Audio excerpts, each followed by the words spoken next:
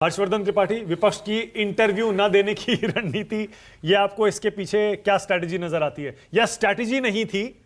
जैसे नरेश कह रहे हैं, शायद विपक्ष को ये लगता हो कि ज्यादातर मेन स्ट्रीम मीडिया तो उनके खेमे का है, इसलिए इंटरव्यू देने का फायदा नहीं। ये ठीक बात है। शायद राहुल गांधी को यही लगता है, और अब तो उनका वो चमचा चमची वाला बड़ा वायरल हो रहा है। तो लेकिन मैं भी इसमें स्पष्ट हूं, मीडिया किसी के पक्ष या विपक्ष में कितना भी हो, लेकिन मान लीजिए उदाहरण के तौर पर कह रहा हूं कि राहुल गांधी मानक गुप्ता को इंटरव्यू दे दे, तो न्यूज़ 24 क्या करेगा?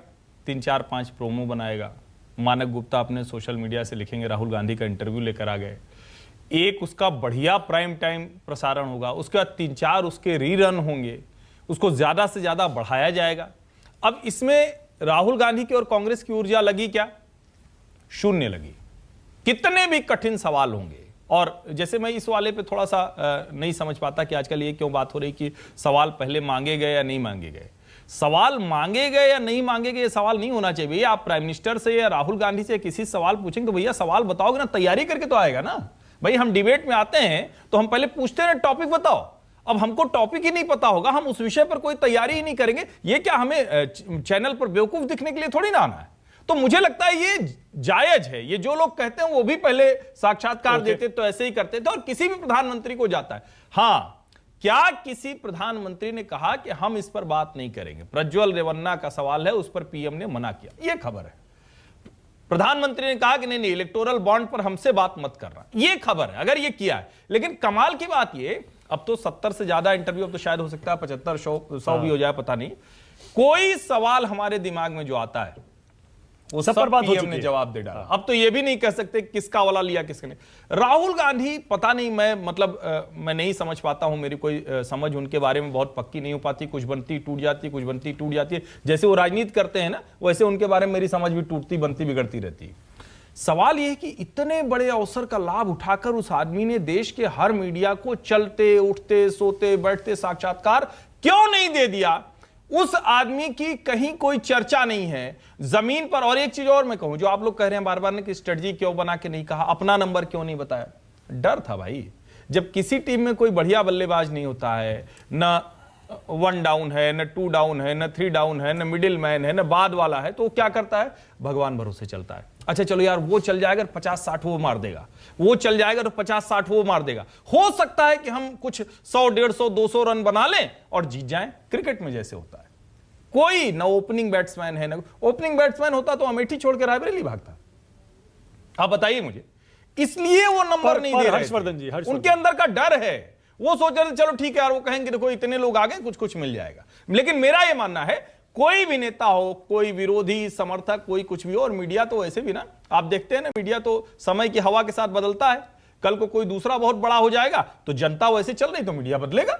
और यही मीडिया का काम है। मीडिया का काम यह नहीं कि हम तय करेंगे ना हम रजिस्ट करेंगे, ना आज राहुल गांधी अच्छे हैं, आज मोदी अच्छे। मोदी जनता के साथ जुड़कर दिख रहे हैं तो हम वो बताएंगे। ये मीडिया का काम। राहुल गांधी को इंटरव्यू देना चाहिए। उसी के आगे थोड़ा इस पर भी आ जाइए, एक कदम आगे का सवाल पूछ रहा हूं। इंटरव्यू न देना और जिनको प्रधानमंत्री ने दिया उनको टारगेट करना, अब ये मतलब इसके भी क्या मतलब, मैं कहूंगा कि बहुत हल्कापन है। आप देखिए, जो भी लोग इंटरव्यू ले रहे हैं, आप किसी को कह कोई मैसेजिंग की कोशिश है क्या? मैसेजिंग की कोशिश है, लेकिन मैसेजिंग कि मीडिया हमारे साथ नहीं है भाई, हम तो अकेले चुनाव लड़ रहे हैं, क्या ये बताने की कोशिश? मीडिया आपके साथ नहीं है। देश में कोई आपातकाल तो लगा नहीं इंदिरा जी की तरह। ऐसा समय तो है नहीं कि इंफॉर्मेशन एंड ब्रॉडकास्टिंग मिनिस्टर कहता है कि अच्छा ठीक है आज ये राष्ट्र की बात जाएगा तो पहले चलाना मत, पहले हमारे पास दे देना, हम प्रीव्यू करेंगे, मॉनिटर करेंगे तब चलेगा। ऐसा तो नहीं है। आज कोई भी कहीं से खड़ा होकर नरेंद्र मोदी को कुछ भी बोल सकता है। सैकड़ों यूट्यूब चैनल हैं, यूट्यूबर्स हैं जो रोज दिन रात राहुल गांधी के लिए गुणगान कर रहे हैं, प्रशस्ति गान कर रहे हैं, कहानियां सुनाई जा रही हैं कि ऐसे चलते थे, राहुल जी तो बड़े तपस्वी निकले। तो कोई रोक नहीं रहा है भाई। अगर ये सब होता, मान लीजिए कि इस सरकार ने तय किया होता कि ना हमारे अलावा कोई और बोलेगा नहीं, सिर्फ जो मुख्य धारा के चैनल है वो बोले, तब ये बात थोड़ी असर करती।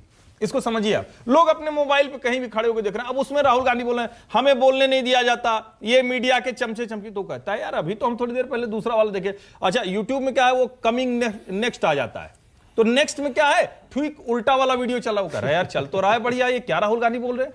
तो राहुल गांधी की समझ पे सवाल खड़े होते हैं। तो स्ट्रेटेजी बहुत खराब, ओके। बहुत ही गड़बड़। नरेश, कैंपेन या मीडिया स्ट्रेटजी या मैसेजिंग की स्ट्रेटजी कौन सी पार्टी की सबसे ज्यादा आपको इंप्रेसिव लगी अभी तक इस इलेक्शन में? किसी की भी नहीं, किसी की भी नहीं। आप देखें, क्योंकि मैं इस बात पे, हम जब भी कैंपेन बनाते हैं या कोई भी चीज़ उसमें काम करते हैं प्रबंधन का, हम ये देखते हैं कि कौन सी चीज़ ऐसी है जो एक नॉन पॉलिटिकल आदमी को अट्रैक्ट करती है, क्योंकि पॉलिटिकल कम्युनिकेशन वैसे ही सबसे डिफिकल्ट काम होता है, क्योंकि किसी को भी राजनीति में तब तक दिलचस्पी नहीं होती जब तक उसका राजनीति से वास्ता नहीं पड़ता। अगर बिहार यूपी वगैरह को छोड़ दें जहाँ पे लोग राजनीतिक तौर पे बहुत ज़्यादा सचेत रहते हैं, तो मुझे ऐसा नहीं लगा कि किसी भी, क्योंकि बीजेपी भी अपना नैरेटिव बार बार चेंज करती रही, चाहे उनकी किसी भी प्रकार की कैंपेन हो उसमें उन्होंने चेंज करते रहे। और आपने देखा जिस प्रकार की एड्स भी दोनों तरफ से बन रही थी, उस एड्स के अंदर मैं देखता हूँ, मेरे हिसाब से कांग्रेस ने थोड़ा सा बेटर काम किया है, क्योंकि बीजेपी ने स्टार्टिंग जिस नेगेटिव टोन पे की, बीजेपी जनरली नेगेटिव कैंपेन्स करती नहीं, वो पॉजिटिव कैंपेन करती है, पर बीजेपी में नेगेटिव की और कांग्रेस पार्टी ने उसका जवाब देना शुरू किया।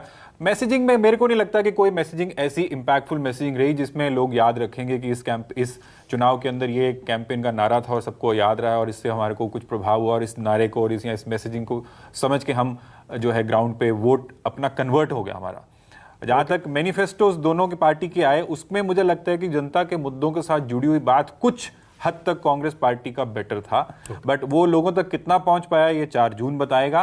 क्योंकि अगर वो क्योंकि जनता के मुद्दों के बारे में, चाहे संजय जी का भी सर्वे था कि जनता कुछ मुद्दे ऐसे हैं जिस पे रोज चर्चा होती है और उस मुद्दों के ऊपर लोग वोट डालना चाहते हैं, पर क्या वोट डाल पाए ये देख करके कांग्रेस पार्टी या कांग्रेस लेड एनडीए और इंडिया गठबंधन बेटर ऑल्टरनेटिव प्रोवाइड कर रहा है, कि 4 जून को पता चलेगा। पर इस पे बड़ा सवाल 4 जून को बात होगी आपसे।